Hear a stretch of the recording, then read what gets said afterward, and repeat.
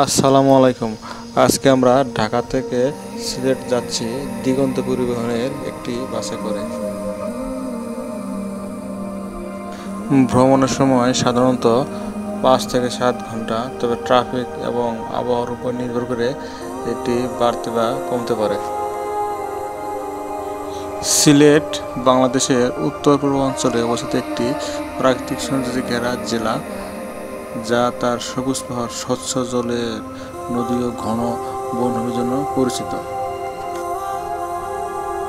এইটা হলো বাংলাদেশের ঐতিহ্যবাহী সিলেটের চা বাগান। এখানে রয়েছে বাংলাদেশে উৎপাদিত অধিকাংশ চায়ের উৎস এবং পর্যটকদের অন্যতম আকর্ষণ।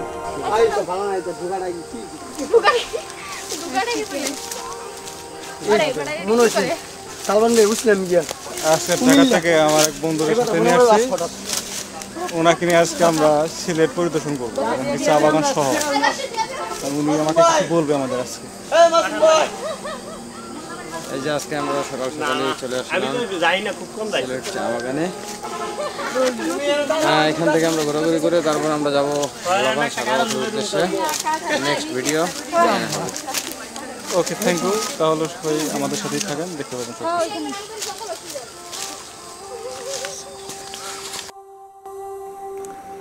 সিলেট শহরের খুব কাছে অবস্থিত, এটি পর্যটকদের জন্য উপযুক্ত এবং এখান থেকে হালকা প্যাকেজ চা কিনতে পাওয়া যায়। সিলেটের এই চা বাগানগুলো পাহাড়ের ঢালে অবস্থিত, সারিবদ্ধভাবে সাজানো, যা দেখলে মনে হবে সবুজের এক মহাসমুদ্র। সকালে কুয়াশার ঢাকা চা বাগান আর চা পাতা তুলছেন এমন চা শ্রমিকদের দৃশ্য এক জীবন্ত ছবি। মনোমুগ্ধকর পরিবেশ, ঠান্ডা বাতাস, পাখির ডাক আর সবুজের ছোঁয়া মিলেমিশে এক অনন্য অভিজ্ঞতা তৈরি করে। বাংলাদেশে চা চাষের সূচনা হয় ব্রিটিশ আমলে 1854 সালে। সিলেটের এই মালনীছড়া চা বাগান বাংলাদেশের প্রাচীনতম চা বাগান, যা এখনও উৎপাদনে সক্রিয়। মালনীছড়া ছাড়াও সিলেটে রয়েছে লাক্কাতুরা, জারুলছড়ি, খাসিয়া পাহাড় সহ শতাধিক চা বাগান। চা বাগান ভ্রমণের সবচেয়ে ভালো সময় অক্টোবর থেকে মার্চ পর্যন্ত। সকালের দিকে গেলে কুয়াশার মধ্যে চা বাগান দেখতে বিশেষ সৌন্দর্য পাওয়া যায়।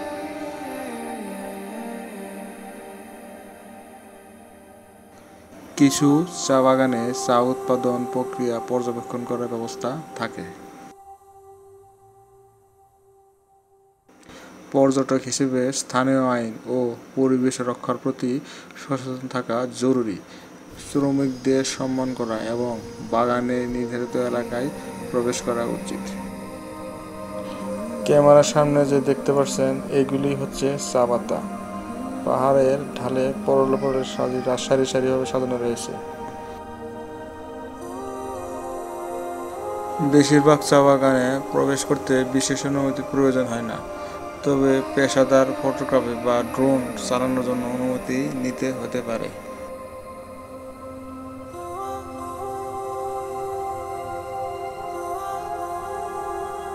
সিলেটের চা বাগান শুধু কৃষিভিত্তিক এলাকা নয়, বরং এটি বাংলাদেশের সংস্কৃতি, অর্থনীতি ও পর্যটনের সঙ্গে অঙ্গাঙ্গিভাবে জড়িত।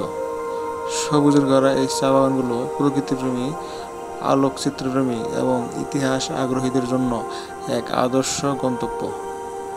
যারা নগর জীবনে ক্লান্তি থেকে মুক্তি চান, তাদের জন্য সিলেটের চা বাগান হতে পারে এক নিঃসন্দেহে চমৎকার অভিজ্ঞতা। সিলেট বিভাগে চা বাগানের সংখ্যা প্রায় 164টি।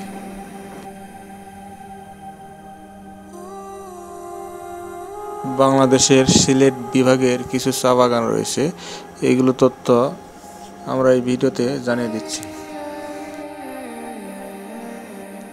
মালনীছড়া চা বাগান সিলেটের সদরে অবস্থিত। এটি 1500 একর জমির উপর নির্মিত। দ্বিতীয়টি হচ্ছে লাক্কাতুরা চা বাগান। এটি সিলেট বিমানবন্দরের পাশে অবস্থিত। এটির আয়তন 1200 একর।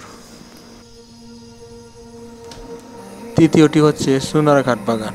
এটি হবিগঞ্জে অবস্থিত। এর আয়তন 1800 একর।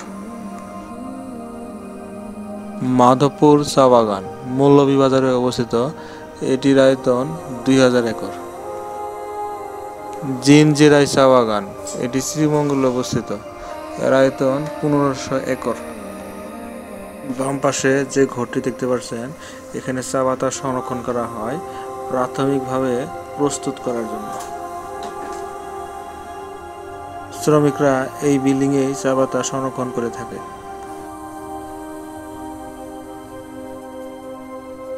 চা বাগান দেখতে দেখতে আমরা প্রায় শেষ পর্যায়ে চলে এসেছি।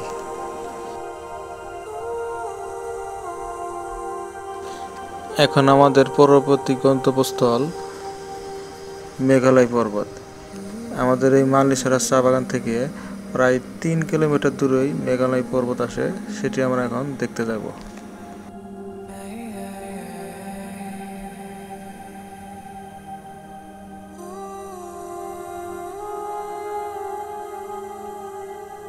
স্থানীয় লোকাল একটা নৌকা নিয়ে নিলাম এই মেঘালয় পর্বত দেখার উদ্দেশ্যে। তো দেখতে থাকুন, আপনারা উপভোগ করতে পারবেন মেঘালয় পর্বত।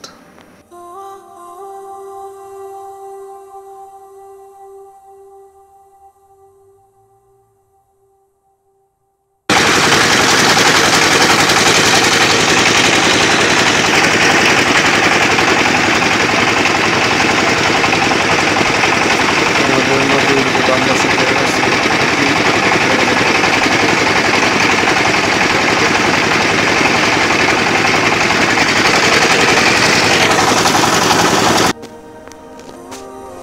আমাদের ভিডিওতে যে ওই টিনের শেড ঘরটা দেখা যাচ্ছে, ওটি ইন্ডিয়ার ভেতরে, মানে আমাদের বাংলাদেশের সীমানা ওই বিল্ডিংয়ের সাইড দিয়ে চলে গেছে।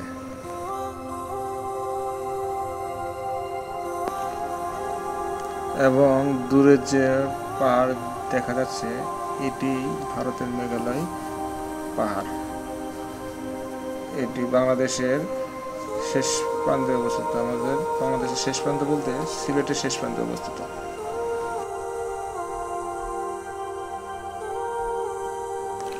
বাংলাদেশ থেকে যে সমস্ত পর্যটক সিলেটের এই মেঘালয় পর্বত দেখতে যায়, তারা প্রথমে ভাবে যে এটা বাংলাদেশের ভেতরে অবস্থিত, কিন্তু না, কিন্তু পরে জানতে পারে যে এটা সম্পূর্ণটা পাহাড় ইন্ডিয়ার ভেতরে।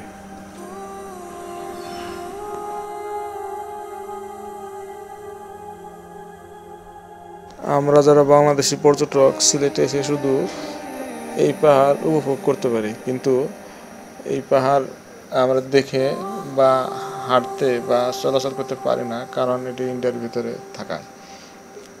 সবশেষে পর্যটকদের মাঝে এটাই দুঃখ রয়ে যায়। এবং ভিডিওতে দেখতে পাচ্ছেন যে আমাদের দুজন বাঙালি দাঁড়িয়ে রয়েছে, তারা কিন্তু ইন্ডিয়ান মাটির ভেতরেই। এই যে সবুজ ঘাস, টিন শেড, সব কিন্তু ইন্ডিয়ার ভিতরে। ওই যে দেখা যাচ্ছে, ওই দেখতে পাচ্ছেন, ইন্ডিয়ার ভিতরে কিন্তু সমস্ত জায়গা। আজকের এই ভিডিওটির প্রায় শেষ পর্যায়ে চলে এসেছি। পরবর্তীতে দেখা হবে অন্য কোনো ভিডিওতে বা অন্য কোনো স্থানে। সেই পর্যন্ত ভালো থাকুন, সুস্থ থাকুন। আর ভিডিওটি ভালো লাগে সাবস্ক্রাইব করে রাখতে পারেন।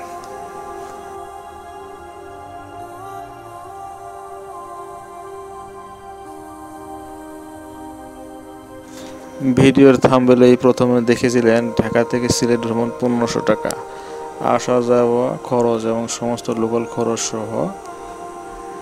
এটি সাধারণত আমরা একটি গ্রুপে গিয়েছিলাম। এই গ্রুপের ফোন নম্বর এই ভিডিওর ডেসক্রিপশন বক্সে দিয়ে দেব। এই সুবিধা আপনারাও পেয়ে যাবেন।